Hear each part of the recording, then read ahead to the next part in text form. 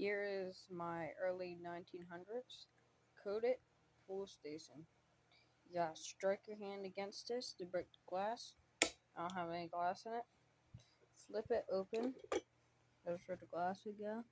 If you guys were wondering. Yeah, pull the lever down. It's hard with one hand.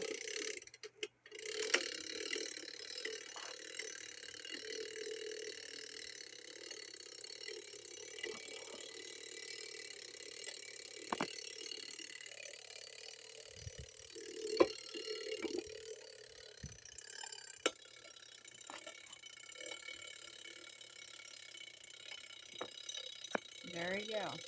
There's my early 1900s coated fire alarm pool station.